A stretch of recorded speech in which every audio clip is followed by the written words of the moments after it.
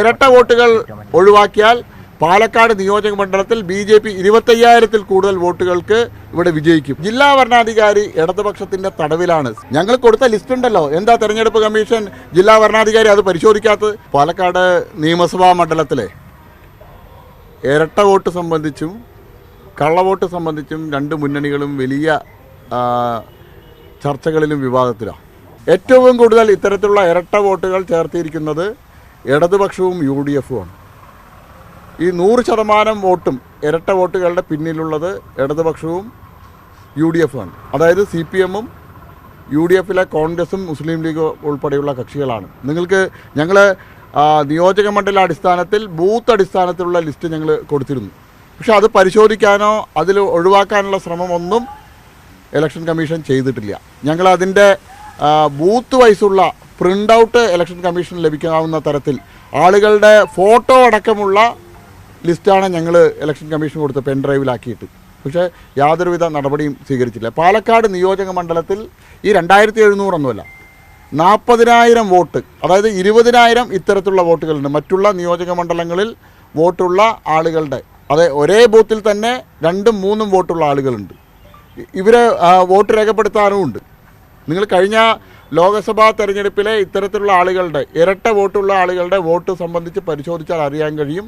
ഇത്തരത്തിലുള്ള നിരവധി ആളുകൾ 2 നിയോജക മണ്ഡലങ്ങളിൽ വോട്ട് ചെയ്ത ആളുകളുണ്ട്. കാലത്തൊരു നിയോജക മണ്ഡലത്തിൽ വോട്ട് ചെയ്യും, ഉച്ചയ്ക്ക് ശേഷം അടുത്ത നിയോജക മണ്ഡലത്തിൽ വന്ന് വോട്ട് ചെയ്യും.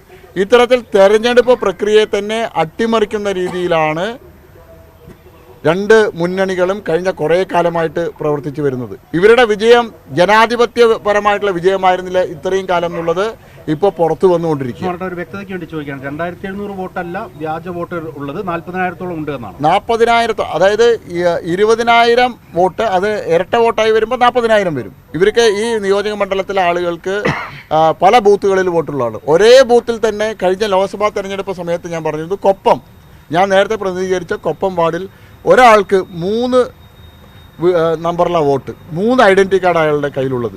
അവരുടെ കുടുംബത്തിൽ 3 ആൾക്ക് ഇത്തരത്തിലുള്ള ഐഡൻറ്റി കാർഡുകളുണ്ട്. ഒരു ബൂത്തിൽ തന്നെ ഇത്തരത്തിൽ സംഭവിക്കുന്ന സമയത്ത് എന്തുകൊണ്ടാണ് തെരഞ്ഞെടുപ്പ് കമ്മീഷൻ്റെ ഉദ്യോഗസ്ഥന്മാർക്ക് ഇത് കണ്ടെത്താനും പരിഹരിക്കാനും കഴിയാത്തത്? ഇന്ന് എന്തൊക്കെ സാങ്കേതിക വിദ്യയുണ്ട്? AI ടെക്നോളജി ഉണ്ട്. AI ടെക്നോളജി ഉപയോഗിച്ചുകൊണ്ട് ഒരേ ഫോട്ടോ വരുന്ന ആളുകളെ കണ്ടുപിടിക്കാൻ തെരഞ്ഞെടുപ്പ് കമ്മീഷന് മണിക്കൂറുകൾ മതി. പാലക്കാട് നിയമസഭാ മണ്ഡലത്തിലെ മുഴുവൻ ആളുകളെയും ഇത്തരത്തിൽ കണ്ടെത്താൻ കഴിയും. ഞാൻ ജില്ലാ വരണാധികാരിയോട് പറയാൻ ആഗ്രഹിക്കുക, നിങ്ങൾക്ക് സാധിക്കുന്നില്ലെങ്കിൽ ഇത്തരത്തിലുള്ള ഇരട്ട വോട്ടുകളുടെ ലിസ്റ്റും അവരുടെ സംബന്ധിച്ചുള്ള മുഴുവൻ വിവരങ്ങളും തരാൻ ഞങ്ങൾ തയ്യാറാണ്. ഞങ്ങൾ കൊടുത്ത ലിസ്റ്റ് ഉണ്ടല്ലോ, എന്താ തെരഞ്ഞെടുപ്പ് കമ്മീഷൻ ജില്ലാ വരണാധികാരി അത് പരിശോധിക്കാത്തത്? ജില്ലാ വരണാധികാരി ഇടതുപക്ഷത്തിൻ്റെ തടവിലാണ്, CPM-ൻ്റെ തടവറയിലാണ്. അവരെ കോൺഗ്രസിനെയും CPM-നെയും സഹായിക്കാനായിട്ട് ഇത്തരം ഇരട്ട വോട്ടുകൾ അവർ ഒഴിവാക്കാൻ തയ്യാറാവുന്നില്ല. തെരഞ്ഞെടുപ്പ് കമ്മീഷൻ്റെ വോട്ടർ പട്ടിക കുറ്റമറ്റതല്ല. കഴിഞ്ഞ തവണ ഈ ശ്രീധരൻ സാറിൻ്റെ പരാജയത്തിന് പ്രധാന കാരണം ഈ CPM-ൻ്റെ വോട്ട് പറിക്കലും അതോടൊപ്പം തന്നെ ഈ ഇരട്ട വോട്ടുമാണ്. ആ ഇരട്ട വോട്ടുകൾ ഒഴിവാക്കിയാൽ പാലക്കാട് നിയോജക മണ്ഡലത്തിൽ ബി.ജെ.പി. 25,000-ൽ കൂടുതൽ വോട്ടുകൾക്ക് ഇവിടെ വിജയിക്കും.